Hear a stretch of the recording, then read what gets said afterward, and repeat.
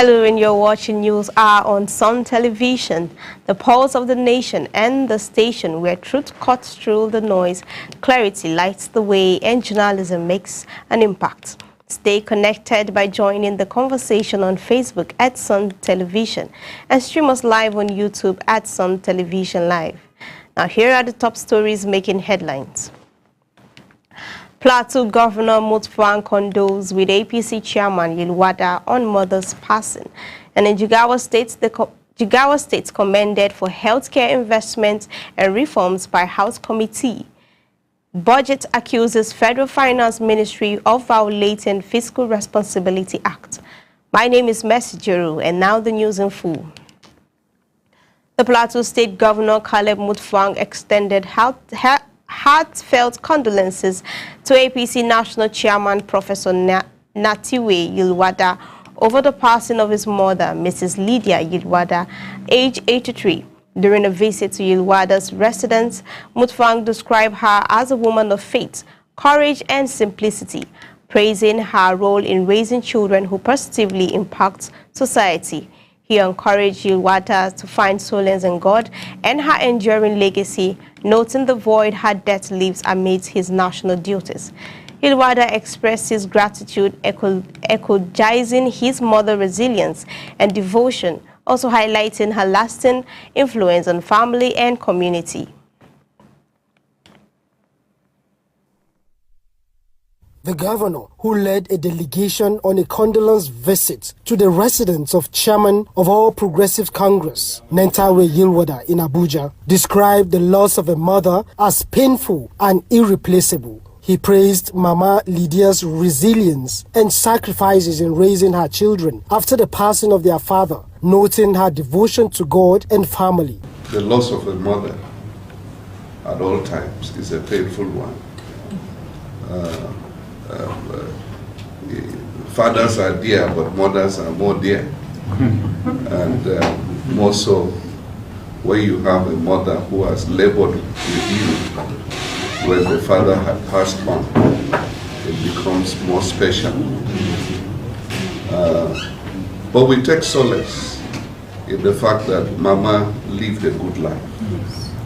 She had served the Lord with her husband, and even when the husband had passed on, she continued to serve the Lord in her own right.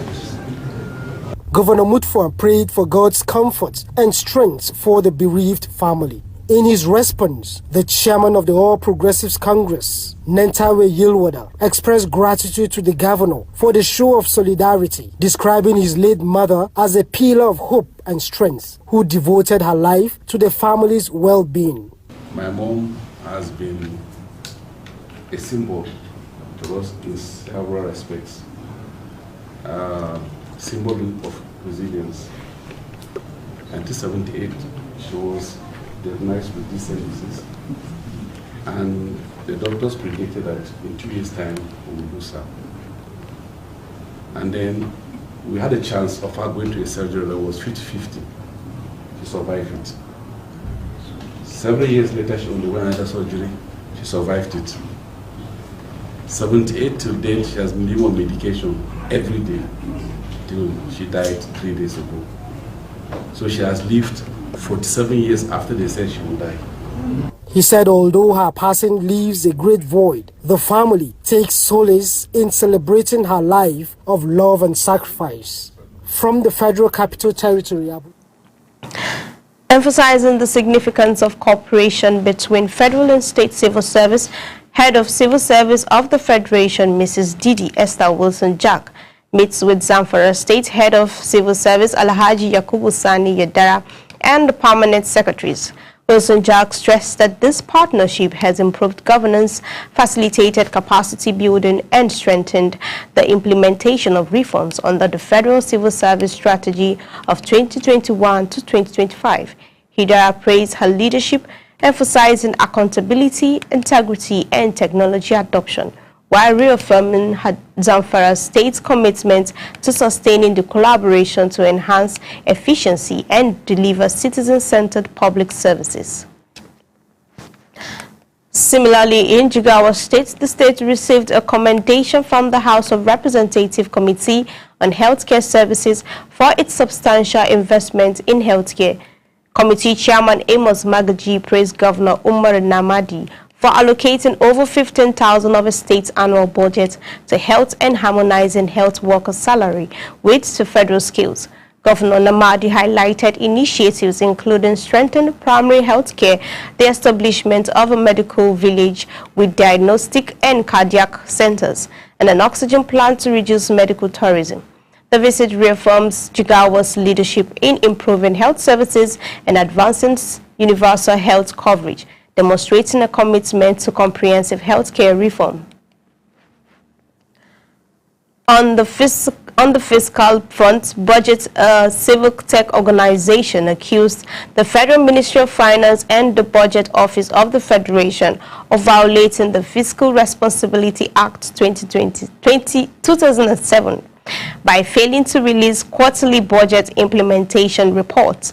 No reports have been published since the second quarter of 2024, leaving 4 overdue by the second quarter of 2025.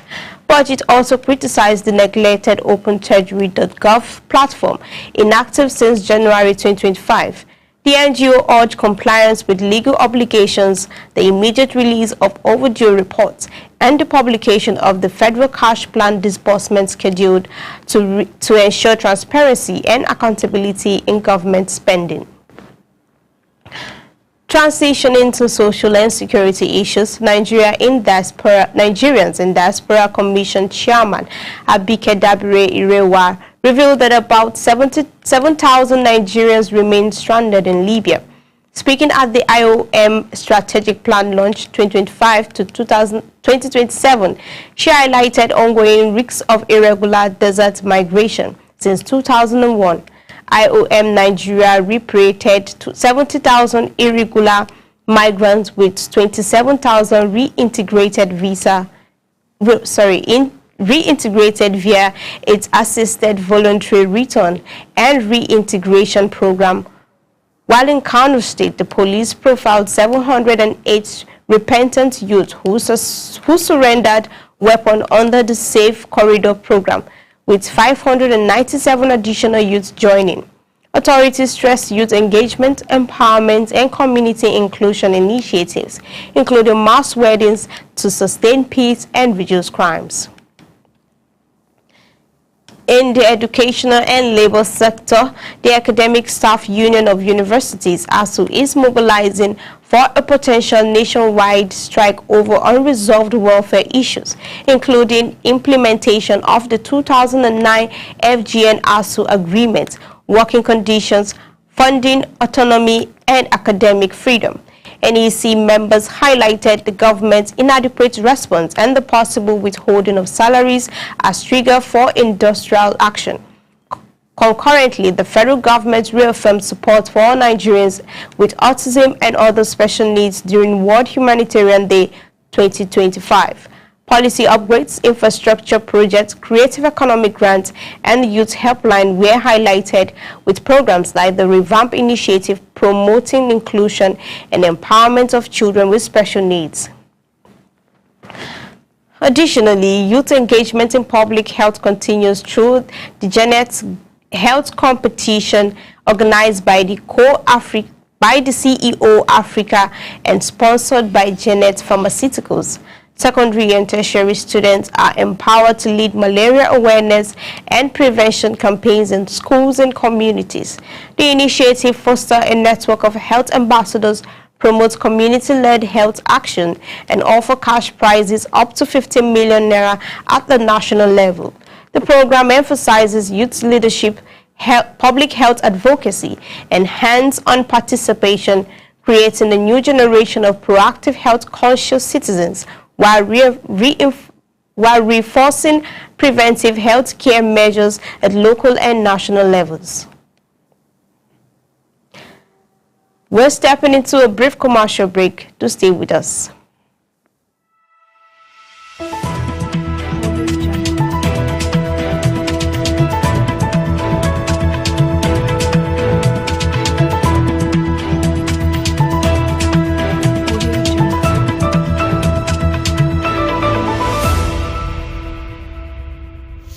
you stuck in Jalingo late at night?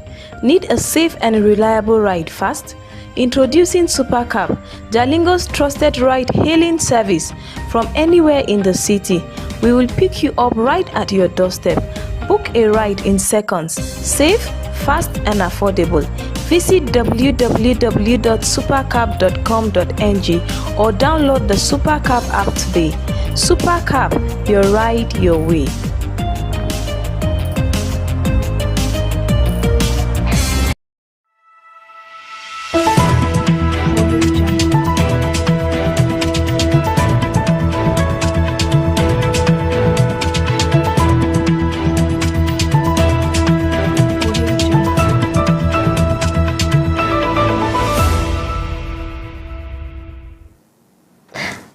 Glad to have you still with us. Turning to governance and security, the Economic and Financial Crimes Commission has placed former NNPCL CEO Mele Kyari on the watch list over investigations into the $7.2 billion refinery turnaround maintenance. Meanwhile, Nigerian officials face criticism on social media after leaving the TICAD 9 exhibition booths unmannered in Japan despite President Tinubu's attendance. The Ministry of Foreign Affairs reported the sudden passing of Ambassador Taufik Obasanjo Koka, Nigerian Consul General in Bureau, Cameroon. Additionally, Anambra State dismissed 8 vigilantes involved in assaulting an NYSC member. The IGP approved 2 new area commands and 5 upgraded stations in Benue State, addressing local security challenges. In related developments, 3 people died in a cement mix truck accident along the Enugu-Abakaliki-Ojoga Highway in Ondo State. Over 200 suspected criminals were arrested over 2 months for offenses including kidnapping, armed robbery, and fraud. In cultural news, Governor Seyi Makinde of Oyo State approved September the 26th for the coronation of Oba Rashidi Ladoja as the 44th Olubadan, adding to national mourning legendary actor Fabian Adibe, renowned for his role in the NTA adaptation of Chinua Achebe, Things Fall Apart, passed away peacefully at 82, leaving a lasting legacy in Nigerian arts and entertainment. Chairman of Nigerian Governors Forum, Abdurrahman Abdurrazak, highlighted that Nigeria's FDI inflow over the past decade averaged only $2 billion annually, less than 0.5% of the GDP, despite being Africa's largest economy. This was revealed during the unveiling of NGF's Investopedia, which outlined investment opportunities across all 36 states. In the digital realm, the Nigerian government deactivated over 13.5 million social media accounts for offensive content, removing nearly 58.9 million posts following complaints and appeal processes. Authorities emphasize collaboration with platform and agencies to ensure compliance, user safety, and a secure digital environment. And that brings us to the close of this edition of News Hour on Sun TV. Do follow us on Facebook at Sun TV and subscribe to our YouTube channel at Sun TV Live for breaking news, in-depth reports, and expert analysis. My name is Mercy Juro. Until next time, stay informed, stay vigilant, and keep watching Sun TV.